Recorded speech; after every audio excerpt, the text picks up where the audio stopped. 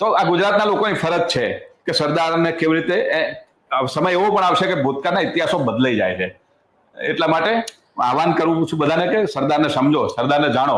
આ વાત સાચી તમારી. અને એ દિવસે દિલીપભાઈ 31 ઓક્ટોબરે ગઈ 2024માં હું સંકલ્પ કરી નીકળ્યો હતો કે આવતી 31 ઓક્ટોબરે મારાથી જેટલું થાય એટલું આખા દેશમાં ફરીશ અને આખા દેશમાંથી ઓછામાં ઓછા 5-10 હજાર લોકોને હું કરમસદમાં લાવીશ.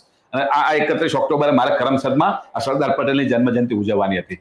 પરંતુ હું જે આખા દેશમાં ફર્યો, આહવાન કર્યું અને આખા દેશના લોકોને, જ્યારે ઉત્તર પ્રદેશ નહીં ત્યાં સરદાર સેના ચાલે છે અને એમને આ માંગને ઉપાડી લીધી. ચિરાગભાઈ, સરદાર તો તમારા ગુજરાતમાં જન્મ્યા છે અને તમે ગુજરાત વાળા ઉજવો એમાં કોઈ નવાઈ નથી, પણ આ મોકો અમને આપો.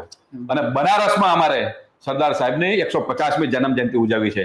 તો એ ટીમનો પણ અભિનંદન આપું છું, ધન્યવાદ કરું છું. અને દિલીપભાઈ, નાનો કાર્યક્રમ નથી, લગભગ 5-10 લાખ લોકો ભેગા થશે. સરદાર સાહેબનો જન્મદિવસ બનારસમાં ઉજાય એવી તૈયારીઓ ચાલી રહી છે.